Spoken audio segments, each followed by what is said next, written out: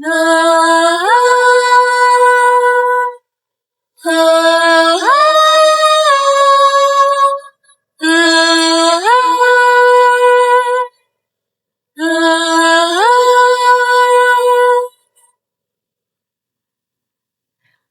chers amis de Ushauri, je vous salue d'où vous me suivez et je vous souhaite vraiment la bienvenue dans cette nouvelle émission, le journal secret d'une mère. Alors aujourd'hui, nous parlerons de cette femme, de cette mère qui porte l'inquiétude par rapport à son enfant. Cette mère qui a des responsabilités vis-à-vis de son enfant et que quand une difficulté arrive à son enfant, elle est directement touchée. Alors comment s'en sortir?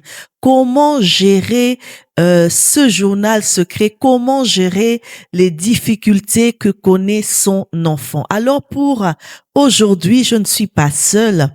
Je suis en compagnie d'une femme remarquable et surtout une mère. Bonjour, maman Anna. Maman Anna Assani. Voilà. Maman Anna Violetta Assani, que je salue dans ce plateau Ushauri. Bonjour, maman Anna. Bonjour, maman Jenny. Alors, tu peux te présenter à nos amis? Alors, moi, c'est maman Anna Violetta Cardozo Assani, épouse de papa Eli Assani. Ensemble, nous avons 5 enfants. Je suis écrivaine, en même temps entrepreneuse, et je sers le Seigneur aussi à l'église CFC à Lost. Amen, amen. Maman Anna a 5 enfants. Waouh! Comment tu arrives à gérer? Par la grâce. Dieu fait grâce. Je me dis, on ne peut pas faire tout toute seule. C'est la grâce que Dieu nous donne, la sagesse. Et cela fait de sorte qu'on arrive vraiment à gérer la famille, les enfants, l'entreprise et tout ce qui va avec. En tant que mère, quand on est directement affecté quand son enfant vit une difficulté, n'est-ce pas? Tout à fait. Comment quel conseil tu peux donner à une mère qui vit cette situation?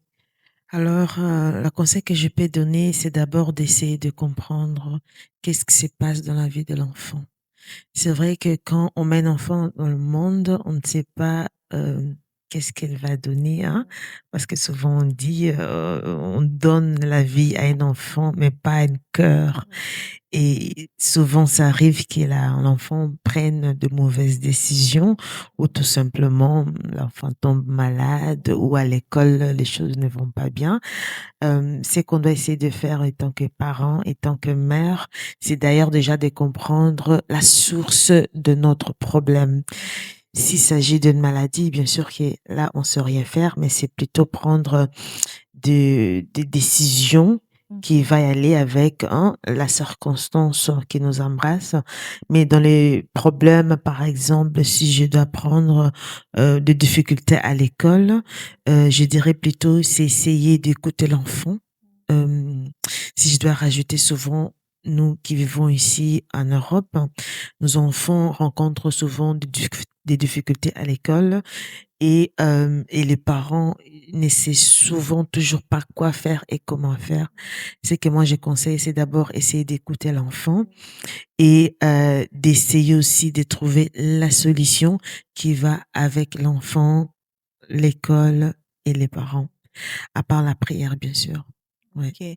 Alors pour l'émission d'aujourd'hui, nous allons nous concentrer. C'est vrai que il y a plusieurs difficultés, comme tu l'as dit, les échecs scolaires, la rébellion, il y a la maladie de l'enfant, il y a tellement de choses. Mais pour cette émission d'aujourd'hui, nous allons nous concentrer sur le journal secret d'une mère face à la décision ou aux décisions de l'enfant.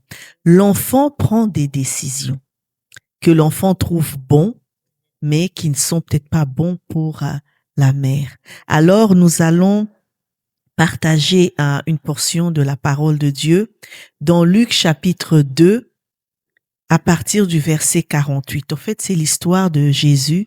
Quand il avait 12 ans, ses parents, sa famille sont partis fêter la Pâque. Et donc, après quelques jours, il devrait rentrer. Et puis, Jésus s'est perdu. Voilà, les parents se sont mis à le chercher. Et donc, au verset 48, ils nous disent, au verset 48, il dit, quand ses parents le virent, ils furent saisis d'étonnement. Et sa mère lui dit, mon enfant, pourquoi as-tu agi de la sorte avec nous? Voici ton père et moi, nous te cherchions avec angoisse. Il leur dit, pourquoi me cherchez-vous? Ne saviez-vous pas qu'il faut que je m'occupe des affaires de mon père? Mais ils ne comprirent pas ce qu'il leur disait. Amen. Amen, amen. Donc, à l'âge de 12 ans, si nous voyons bien, Jésus a pris la décision. Tout à fait. Il savait que quand il partait chaque année, il partait et puis il revenait. Mhm. Mais il s'est dit ce jour-là, je ne repars pas avec mes parents. Mhm. Je prends la décision en âme et conscience Mhm. avec mes 12 ans que je vais rester. Mhm. Alors donc, l'enfant, aussi petit que soit-il, il peut prendre des décisions. Ah oui, oui, oui, oui, oui. Parce que si on doit rentrer un peu au niveau âge, l'enfant à partir des 6 ans a déjà construit sa personnalité. Donc, si tu vas inculquer certaines choses à l'enfant, il faut le faire avant 6 ans. Donc, après 6 ans, l'enfant commence déjà à se développer elle-même. Donc, elle commence déjà à savoir comment prendre des décisions. Et c'est que nous n'avons pas pu inculquer un enfant avant 6 ans, ça devient compliqué selon les recherches qu'on a fait. Ici, on a une histoire d'un Jésus, un enfant choisi par Dieu. Déjà, ça devient encore là un peu compliqué. Donc, ça veut dire, le parent, on pourrait dire que non, Marie et Joseph étaient des parents adoptifs de Jésus. Parce que Jésus était l'enfant de Dieu. Imaginons maintenant un enfant adoptif qui parle souvent en parabole aussi. On le comprend pas. On ne le comprend toujours pas. Voyons, il donne une réponse à sa mère, mais de nos jours, un vrai Congolais, un vrai Africain allait gifler l'enfant peut-être. On dirait, mais comment oses-tu me parler de cette façon? Mais là, lui, il ose à demander à sa mère, pourquoi me cherches-tu? Donc ici déjà, on comprend déjà l'affliction de la maman en disant, mais qu'est-ce que j'ai raté à cet enfant? Qu'est-ce que je n'ai pas donné? Est-ce qu'il y a quelque part que je manquais une partie de l'éducation de cet enfant pour qu'il se comporte de cette façon? Et donc, c'est là qu'on revient, le parent ou la maman, elle souffre. Et donc, des fois, elle ne sait pas comment partager cela. Je ne sais pas, dans le cas de Marie, est-ce qu'elle pourrait partager ça avec Elisabeth ou c'est son entourage? Je ne sais pas, mais il avait un enfant quand même qui n'était toujours pas selon, parce qu'on a toujours l'image de l'enfant qu'on veut avoir, hein. On rêve d'un enfant intelligent, obéissant. Il était tout sauf un enfant qui écoutait déjà pour commencer. Il faisait la volonté de son papa, un papa invisible. Et ça nous arrive aussi, humainement parlant, un enfant qui ne parle pas beaucoup, mais qui prend des décisions, qui ne va toujours dans la lignée de la culture, de l'éducation au sein de la famille. Et ça peut faire souffrir le parent. Et là, on insiste bien, les décisions de Jésus, ce n'étaient pas des mauvaises décisions, Non.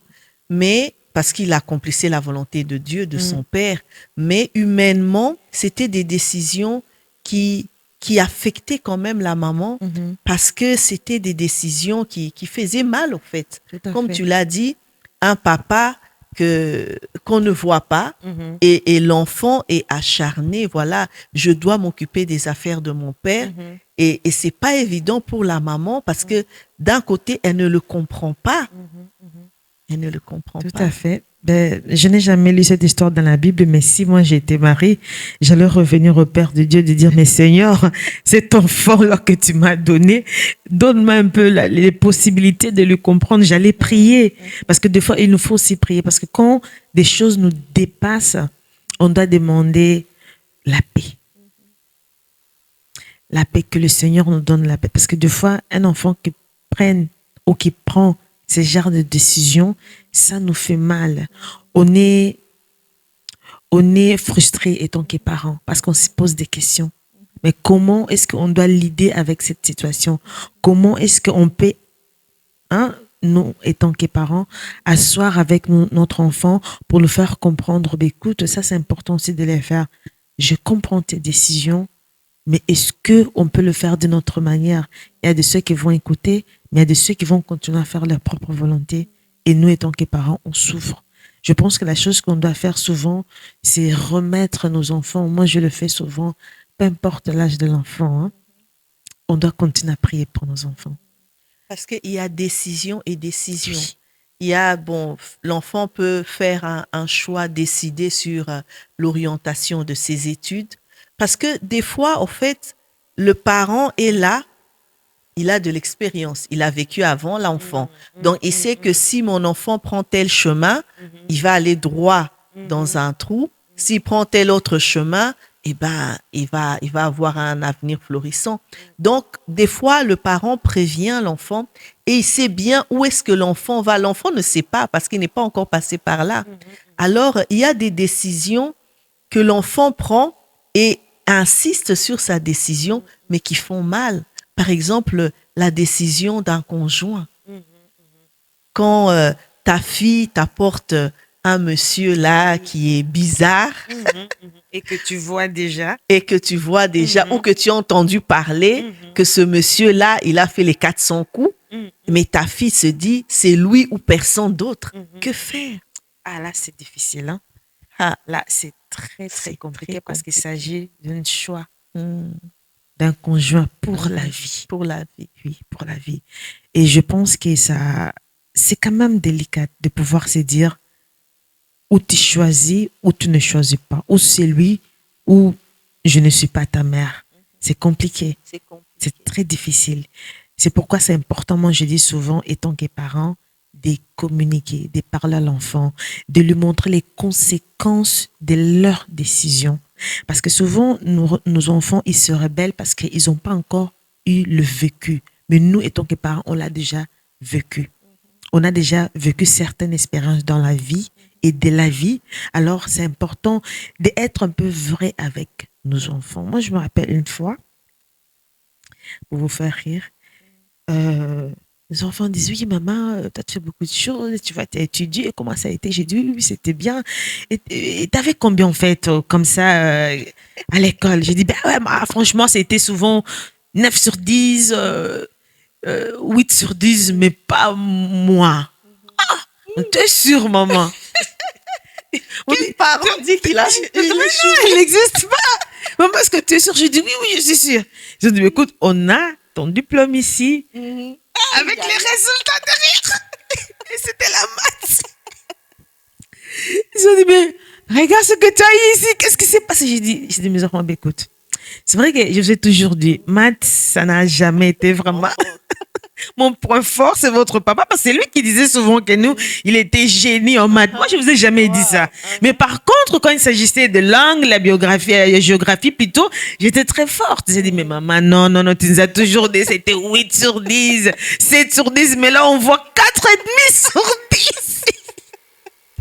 J'ai dit, attendez, je vous explique. Je vous explique qu'est-ce qui s'est passé. C'est vrai que c'était pendant l'examen. C'était aussi ma dernière année au secondaire. Mais à cette époque-là, je devais passer mes examens et je venais de perdre mon papa. Et c'était le dernier examen que je devais faire, c'était la maths. Donc moi, pour moi, j'avais décidé même d'arrêter les études. Parce que je me suis dit, bah, j'ai en train d'étudier pour rendre mes parents fiers de moi. Et pendant la période des examens, j'ai perdu mon papa. Alors j'avais fui l'école. Je ne partais plus à l'école, je faisais que pleurer.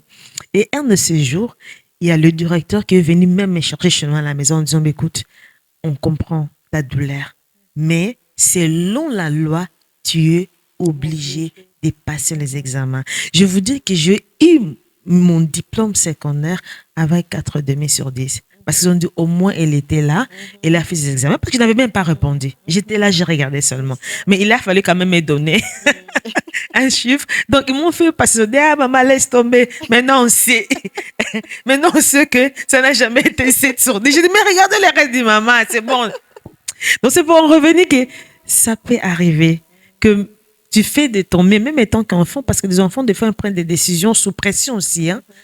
Quand on doit revenir à l'école, il y a des enfants qui décident de prendre de mauvaises décisions parce qu'il y a des amis qui sont derrière eux, qui sont en train de les pousser. Si on doit parler de la rébellion, de la drogue et tout ce qui va avec. L'enfant n'a jamais été comme ça et du coup, il se retrouve dans un milieu là où il doit faire comme si. Et moi, je dis souvent à mes enfants, par exemple, moi j'ai grandi en Hollande, et là on grandissait la drogue, fumer, c'était normal.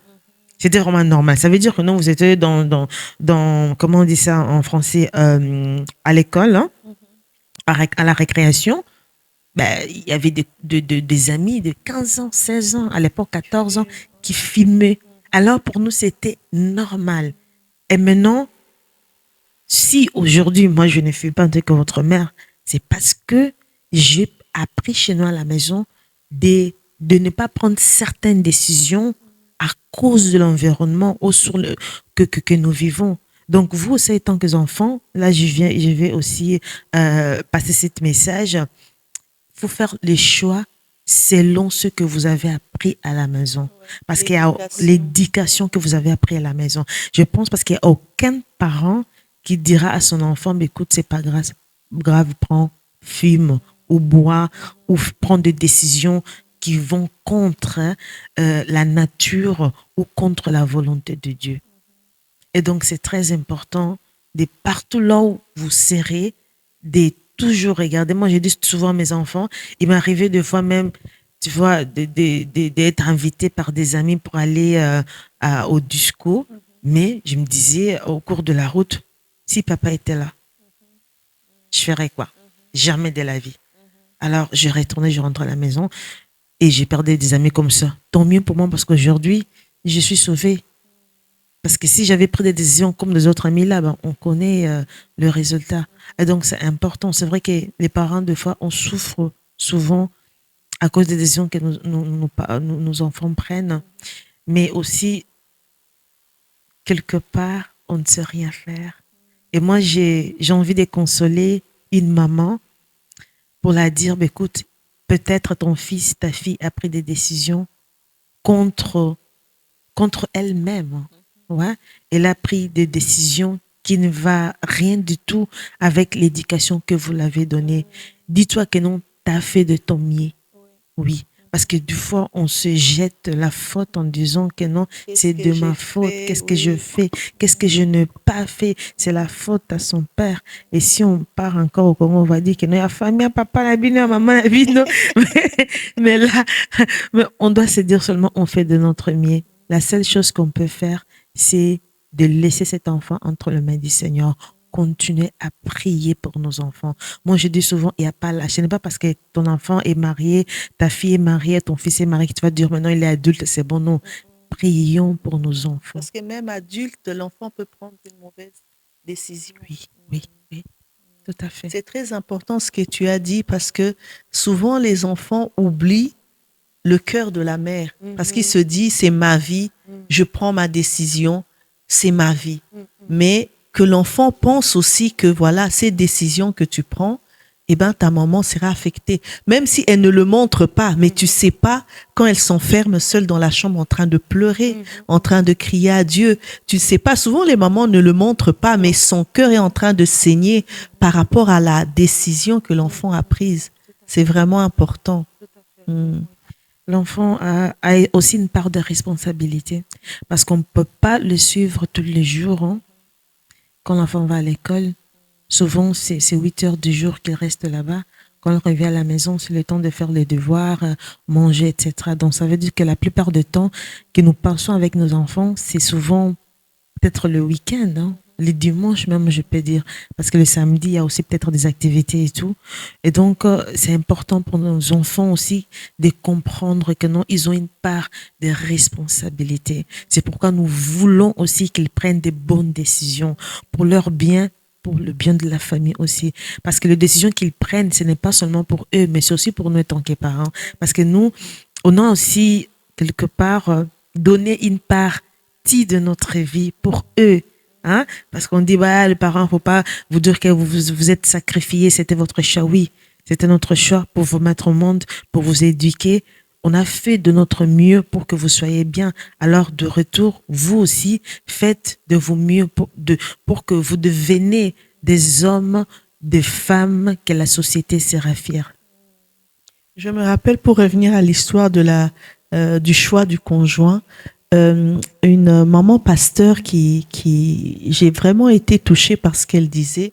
Elle a raconté l'histoire. Elle disait que son fils étant grand, voilà, bon, toute maman est fière de son fils, bien étudié, travaille maintenant, une bonne situation. Et puis elle s'est dit, voilà, il va vraiment amener une belle fille là, une bonne fille. Et en tant que maman, des fois même, on choisit, hein, en secret là, on dit, ah, t'as pas vu la fille de tel, hein? Alors donc elle espérait. Et puis un jour, le garçon lui amène une fille.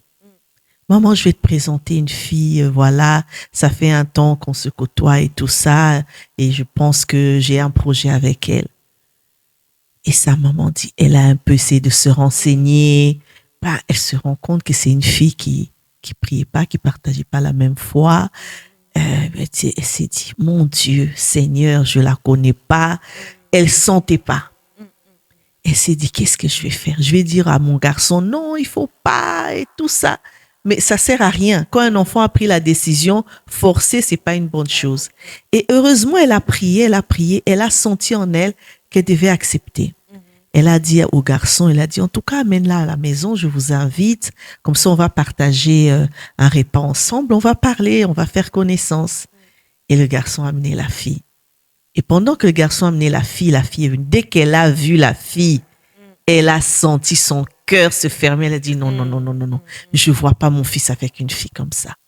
Et puis, ils ont commencé à parler, à parler. Elle sentait que la fille, c'était rien à voir, rien à voir. Elle s'est dit non, mon garçon que j'ai élevé dans la foi, mon garçon que j'ai élevé avec amour, il va finir avec une fille comme ça. Non, non, non, non. Et puis, humainement, hein, tu te dis, je vais quand même parler. Après, elle s'est dit non. Elle les a laissés au salon. Elle s'est dit, j'arrive, un moment, j'arrive. Elle est partie dans la chambre. Elle a dit, les genoux là. J'ai mis les genoux à terre. J'ai dit, Seigneur, moi, je vais faire ma part, mais toi, fais ta part. Mon fils ne doit pas se perdre. Éternel, agis que toi-même, tu parles à son cœur, que toi-même. Elle a prié, elle a prié, elle a prié, elle a prié, elle a prié. Elle est rentrée au salon. Toute joyeuse là, toute souriante. Alors, ça va. Son fils ne sait rien du tout. La fille sait rien du tout. Et puis, il devait partir.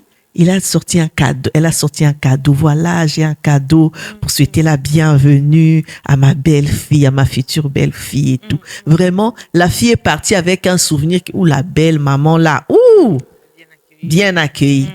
Mais elle a continué à prier. Elle a continué à prier, Seigneur, si ce n'est pas la femme de sa vie, éloigne-la, éloigne-la. Mais à son fils, elle ne disait pas, elle disait rien. Ah, ça va avec la fille. Ah, ça va, ok, ok. Et puis des jours ont passé. Un jour, son fils revient là, tout triste. Ah, mon fils, qu'est-ce qui se passe?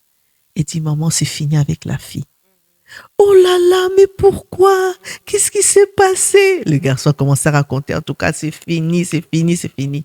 Elle est partie dans la chambre. Elle a mis les genoux à terre. Merci Seigneur. Donc, c'est pour dire que le secret, des fois, on veut se battre contre son enfant, mais ça sert à rien. Quand le cœur de l'homme, hein, quand il a pris la décision, il a pris la décision. Oui, parce que faire un conflit entre vous, ça ne sert à rien. Non, il faut juste mettre les genoux à terre et prier, prier. Ouais. Non, franchement, cette maman, elle a pris la bonne décision. Des fois, ça ne sert à rien de rentrer dans le conflit parce que tu risques même de perdre ton enfant. Tu risques même de diviser même la famille. La chose qu'on peut faire, comme la maman a fait, c'est vraiment de remettre les choses entre les mains du Seigneur. Parce que c'est lui qui sonde le cœur. C'est lui qui nous a créés. Donc, il y a des choses que quand ça nous dépasse, il faut prier. Prier et prier et prier. Demander que Dieu touche, que Dieu fait sa part aussi. Parce que nous, étant qu'humains, des fois, on est très limité. On est aussi limité. Pourquoi? Parce qu'il y a des choses qu'on ne doit pas rentrer. L'enfant, il est déjà adulte ou elle est déjà adulte. On doit la laisser sa place de pouvoir décider. On ne peut pas décider à la place d'un enfant qui a décidé de prendre une décision qui le convient. Alors, si nous, étant que parents, on prie pour notre enfant, Dieu va nous montrer des choses. Et quand le Seigneur nous montre des choses, c'est parce qu'il veut nous mettre à intercéder pour cet enfant.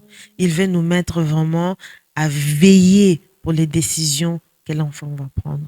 Et si l'enfant nous présente une autre décision par rapport à ce que on attendait, alors on doit remettre cela au Seigneur en disant que Seigneur, voici le bilan que j'ai reçu. Ce n'est pas ce que vous m'avez montré, ce n'est pas ce que vous m'avez dit. Alors, je veux que ça change et Dieu fera. S'il y a aussi des moments où, en tant que parent, on doit accepter la décision de l'enfant, qu'on ne comprend pas, mais pour protéger l'enfant, on se pense que c'est une mauvaise décision, alors que c'est pas une mauvaise décision. Si je peux donner l'exemple, par exemple, de l'orientation par rapport aux études, l'enfant sait au fond de lui que je veux faire telles études parce que il a l'appel, il sent en lui ce don-là, ce talent-là de faire tel métier. Et des fois, le parent ne comprend pas et l'enfant tient à sa décision et la maman pense que c'est une mauvaise décision, mais à la longue, en laissant l'enfant, elle va comprendre que non, c'était pas une mauvaise décision parce que l'enfant lui-même, en tant qu'être humain, il sait, elle sait que ce que je vais faire, c'est un appel de Dieu. Tout à fait. Souvent, ça nous arrive parce qu'on a peur que nos enfants refassent les mêmes erreurs que nous, on a fait. Là, on n'est pas arrivé, on veut que nos enfants le rattrapent pour nous. Et du coup, on commence à prendre des décisions selon les choses que nous, on n'a pas reçues. Alors, c'est important de... Moi, j'ai dit souvent, laissez l'enfant même faire des erreurs. C'est pas grave. Il est là pour grandir. Il est là pour apprendre. Laissez-lui prendre des décisions. Il va en revenir. Et surtout quand il s'agit de faire un choix pour le partenaire ou pour les études. Moi, je dis souvent aux gens, ne le faites jamais à la place de votre enfant. Vous allez passer de côté. C'est vrai qu'il faut toujours conseiller. Parce que bon, on a quand même éduqué l'enfant, on l'a vu grandir, on peut l'orienter, mais c'est toujours mieux de lui laisser décider. Jamais décider à la place d'un enfant. Parce qu'on a quand même 18 ans pour décider à leur place. Alors pour les restes, on va continuer à conseiller, on va continuer à leur montrer le pour et le contre, mais à la fin, laissez-les décider. Laissez-le décider, mais l'accompagner dans son choix. Continuer à c'est important. Jusqu'à la fin de nos jours. Moi, j'ai dit souvent. Mais il y a des moments où la maman s'inquiète parce que elle connaît peut-être son parcours et elle voit que l'enfant est en train de suivre le même chemin. Parce que, bon, on est africaine. Il y a des moments où il y a les alliances de famille qui sont en train de jouer. Dans ce cas, peut-être une maman qui sait que voilà, dans sa famille, il y a un esprit de célibat, par exemple. Et elle sait que le célibat, voilà, il y a des filles qui se marient pas, qui sont engrossées. Il y a tellement de choses. Une fille qui perd une épouse qui perd son mari. Et voilà, il y a vraiment un esprit de célibat. Mais il y a des moments où la maman voit son enfant prendre une direction, faire un choix, prendre une décision qui va l'emmener comme si c'était vraiment un trajectoire, un parcours dans la même lignée que la famille, les liens familiaux amènent l'enfant. Et dans ces cas, qu'est-ce qu'il faut faire? Moi, je pense que déjà, quand on est au courant de nos maladies, on va la traiter, on va la prévenir. En fait, quand on sait que, par exemple, dans l'exemple que vous venez de donner, que dans certaines familles ou dans nos familles, il y a cette chose-là qui est en train de régner, vous n'allez pas attendre que l'enfant grandisse pour commencer à prier contre cet esprit-là. Vous allez le faire dès le bas âge. Vous allez commencer à déclarer les choses sur ton enfant. Tu vas commencer à briser les liens familiaux. Tu vas commencer à détruire les choses qui ont te régné au sein de ta famille, que tu sais que non, si je me lève pas, si je brise pas, si je n'arrête pas cette Goliath-là, elle va atteindre mon enfant. Tu vas prier avant, tu vas briser, tu vas détruire. Donc, cela veut dire, non, tu seras l'ange gardien de ton enfant. Tu vas protéger l'enfant pour ne pas qu'elle vit ou il vit la même chose que vous avez vécu dans votre famille. Et aussi, l'importance, c'est de communiquer à l'enfant ce problème.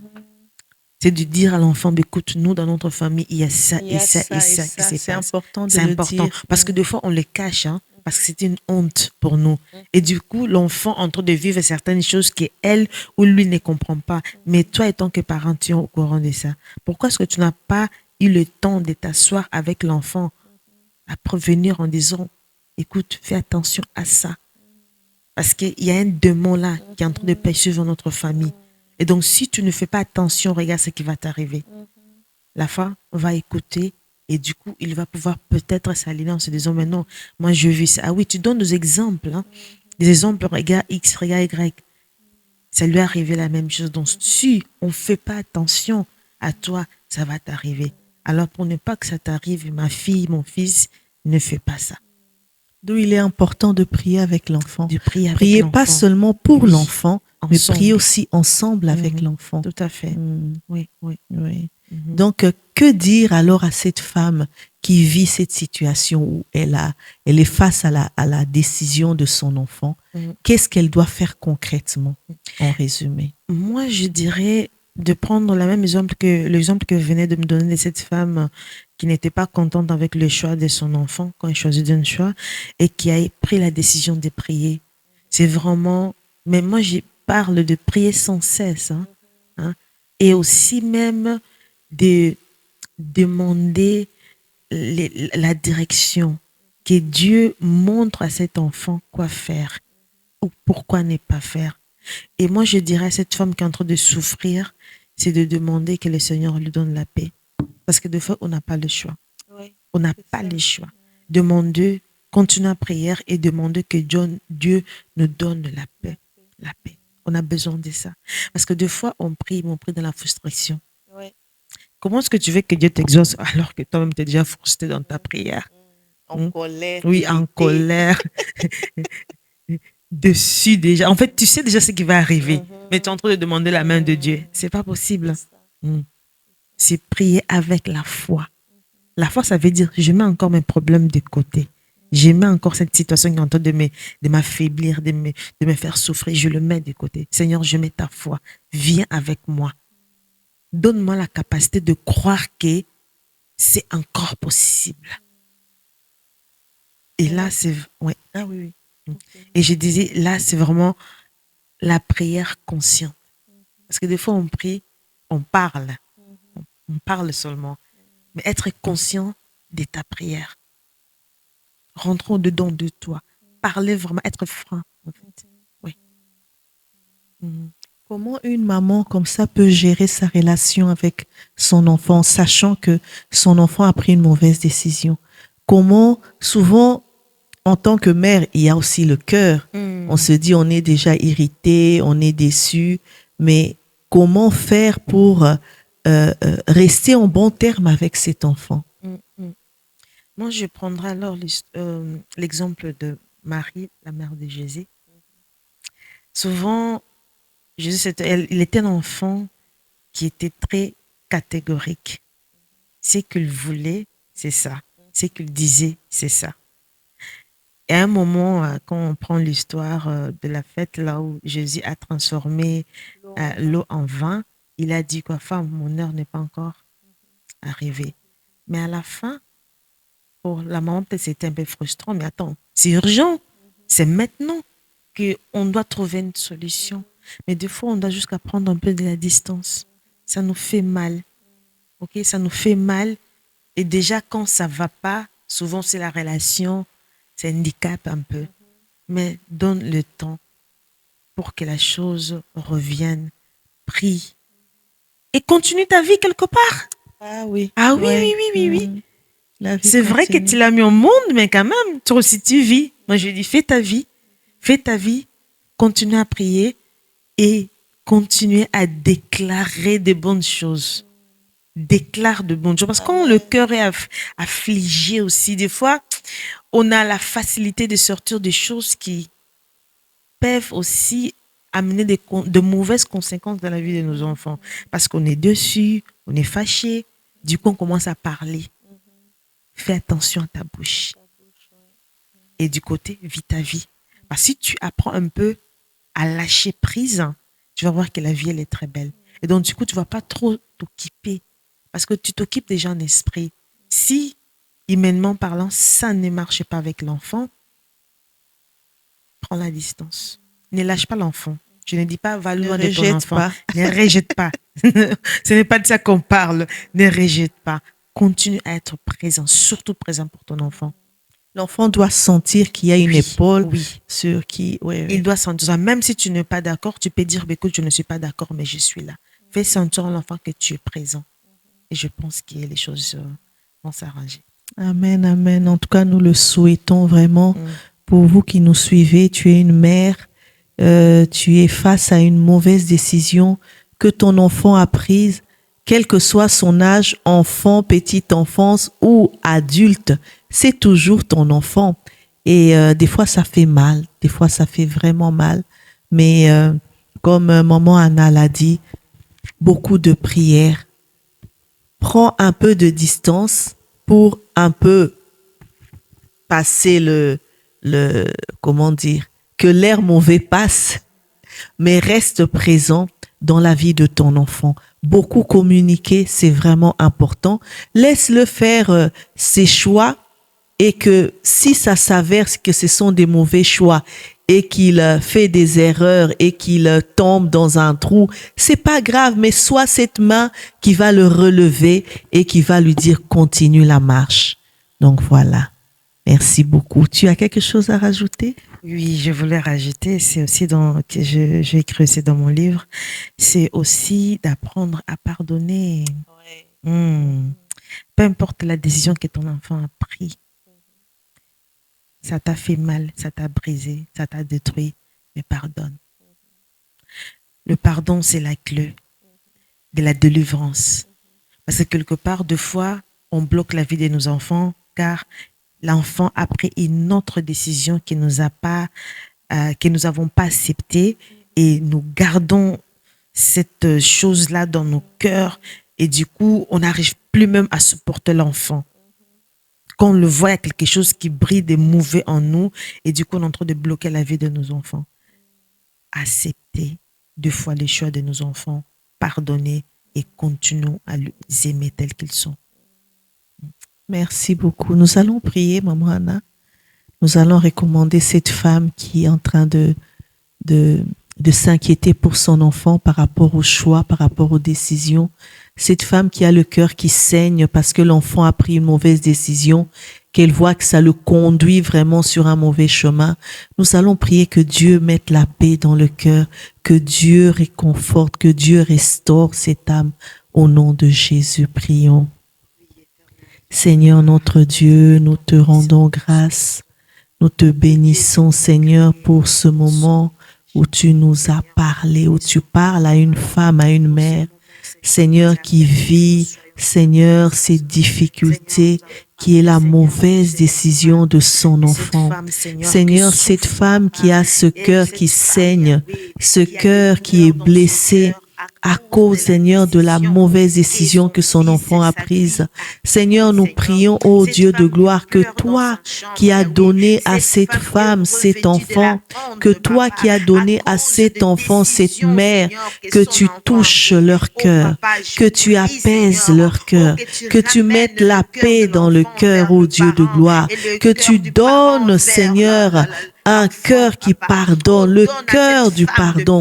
Seigneur notre Dieu, que cette femme, que cette mère puisse pardonner à son enfant, même si la décision lui fait tellement mal. Seigneur, donne-lui un cœur qui pardonne, un cœur qui accepte son enfant, quels que soient ses choix, quelles que soient ses décisions. Nous prions, ô Dieu de gloire, que tu les aides à marcher main dans la main, Seigneur, dans la prière, dans la communication.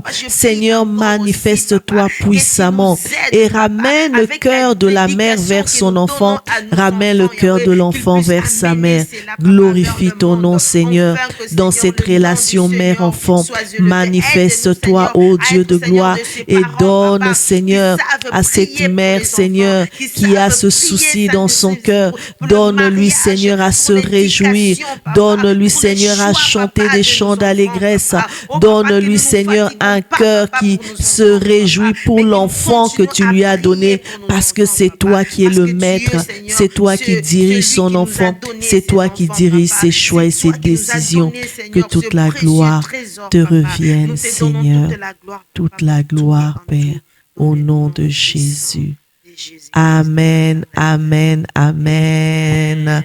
Merci beaucoup, Maman Anna. Donc, Maman Anna a écrit un livre. Tu peux montrer ton livre en français et en néerlandais, c'est ça? Voilà. Les livres, ils parlent de la personne qui doit trouver son équilibre. C'est vrai que quand on parle de trouver son équilibre, c'est un peu vague, hein? Équilibre en quoi, pourquoi et comment. Mais ici, je parle de la personne qui doit arrêter de se condamner, de briser les juges qui le condamnent à cause du vécu. Hein? Une femme qui se sent condamnée à cause du choix de son enfant, elle doit accepter de se libérer. De se libérer de ce problème qu'elle a vécu et elle doit accepter de reprendre son identité. Et tant que cette personne que Dieu a créée selon son image et que Dieu a déposé des talents, des capacités en elle, c'est encore possible. C'est encore possible de recommencer. C'est possible de vivre une vie joyeuse. C'est possible encore de recommencer peut-être une relation qui a brisé. C'est possible de revenir auprès de son papa et de vivre une vie joyeuse.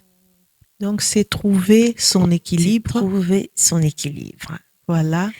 Trouver son équilibre. Et c'est la même chose, mais en néerlandais. Aussi en néerlandais. Bon, si vous me permettez de parler un peu aussi en néerlandais, parce que je suis néerlandophone, hein, quand même. Dus hier heb ik over het boek Vind je evenwicht. Het zegt over het breken van de juk dat ons veroordeelt en kom uit de slachtofferfase en voor de belangrijkste persoon van je leven. Het komt ons voor dat wij ons slachtoffer voelen omdat wij heel veel dingen meegemaakt hebben over het verleden, over wat andere mensen ons aangedaan hebben en hebben wij dus moeite om het los te laten. Vind je evenwicht, spreek over het terugvinden van jouw persoonlijkheid, jouw identiteit, één zijn met je lichaam, je ziel en je geest volgens wat God in je gezet heeft.